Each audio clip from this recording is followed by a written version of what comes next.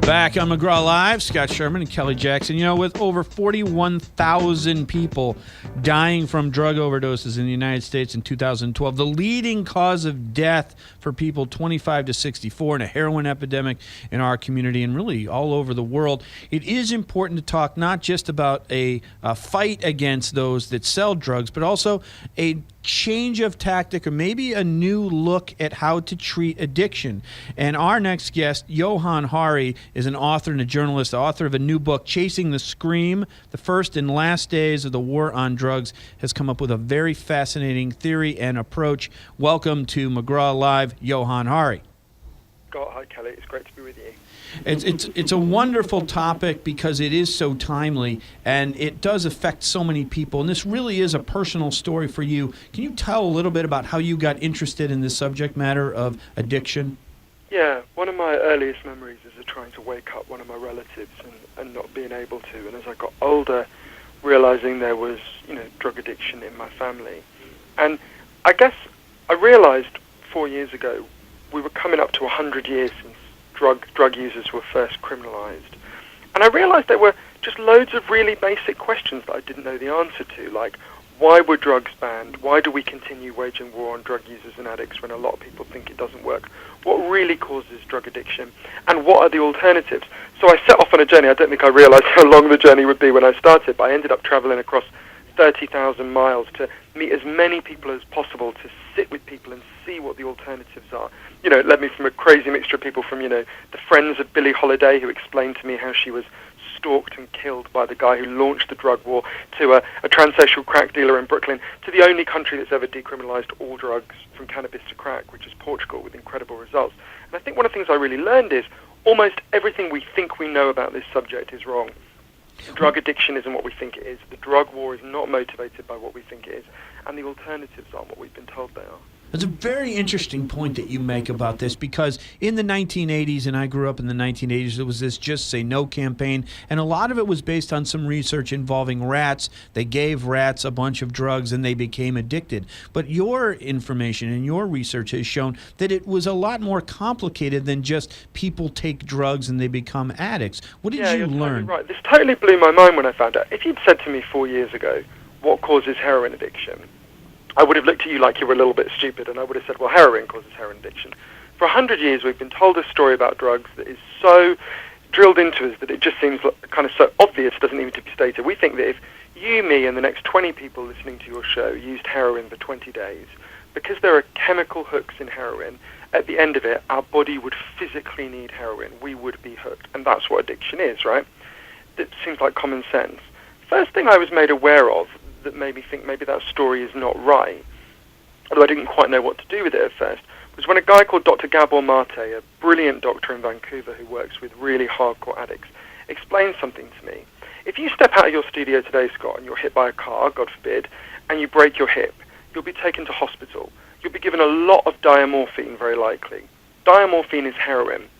It's extremely strong medical heroin, much better heroin than you would score on the streets, because that stuff is contaminated by dealers. You'll be given it for quite a long time. A lot of your listeners will have been given diamorphine for quite a long time. If the old theory about addiction was right, well, we know what should happen. Those people should leave hospital hooked to heroin. They should try to score on the streets. You would have noticed your grandmother was not made into a junkie by her hip operation. That doesn't happen. But I didn't know what really to do with this until I went and met another guy called Professor Bruce Alexander, who, as you say, explained to me the rat experiments. Basically, the old theory of addiction, the one that most of us still believe, almost all of us, comes from a series of experiments that was done earlier in the 20th century. And they're really simple. Anyone listening to this could do them if they were feeling a little bit cruel. You get a rat and you put it in a cage, and it's got two water bottles. One is just water, and one is water laced with either heroin or cocaine. If you do that, the rat will always prefer the drugged water and almost always kill itself. So there you go, there's addiction. But Bruce comes along in the 70s and says, well, hang on a minute. We're putting the rat in an empty cage. It's got nothing to do except use drugs. Let's try this differently.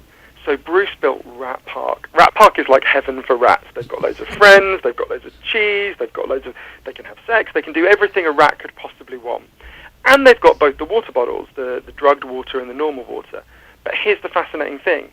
In Rat Park, the rats don't like the drugged water. They hardly use any of it. None of them ever overdose, and none of them ever use in a way that appears to be compulsive. What Bruce says, and there's a really interesting human example of this I can give, but what Bruce says is this shows that both the kind of right-wing theory of addiction, which is that it's a kind of moral failing, and the left-wing theory of addiction, that it kind of hijacks you and takes you over, it takes over your brain, are wrong. Addiction isn't about your morality, it isn't about your brain, it's about your cage. It's an adaptation to the environment in which you live. And the really interesting human example was going on at the same time as Rat Park. It was the Vietnam War. 20% of all American troops in Vietnam were using heroin. And if you look at the news reports from the time, there's this real panic. Oh my God, we're going to have all these junkies on the streets of the United States. What actually happens is they all come home, and virtually all of them just stop. Because if you're taken out of a hellish pestilential jungle where you don't want to be there and you could be killed at any moment, and you go back to your nice home in Wichita, Kansas with your friends and your family, that's the equivalent of moving from the first cage to the second cage. This has massive implications for all of us. Anyone listening to this who's loved an addict or been an addict or is worried about addiction, this has massive implications for us because at the moment our drug policy is based on the idea that the chemicals cause the drug and the solution is to try to physically eradicate the chemicals from the world. This tells us addiction is caused by something very different. It's caused by being disconnected, by being cut off from meaning and connection. And the alternative is very different. And in case this sounds a bit kind of fancy and abstract, there's a country that has actually acted on this with incredible results. In the year 2000, Portugal had one of the worst drug problems in Europe. 1% of the population was addicted to heroin, which is mind-blowing. And what they did is they got together a panel of scientists and doctors and said, look, tell us because they tried the American way. They tried putting more and more people in prison.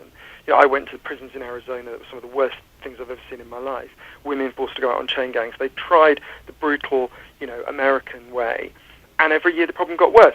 So the panel came back and they said, decriminalize everything, from cannabis to crack. But, and this is a really crucial next step, take all the money we used to spend on arresting drug addicts, imprisoning drug addicts, all of that, and spend it instead on reconnecting drug addicts with society.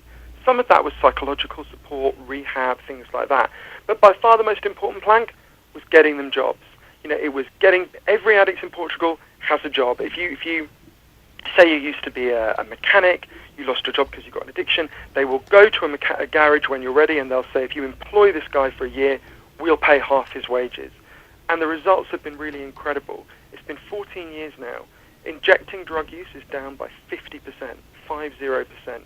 Every study shows addiction is massively down, overdose is massively down, and one of the most moving interviews I did actually for the whole book was with a guy called João Figueira, who was the top drug cop in Portugal, who led the campaign against the decriminalization, who said a lot of the things that totally reasonably a lot of your listeners will be thinking, which is, surely if you decriminalize drugs you'll have this massive explosion of use and you'll have chaos.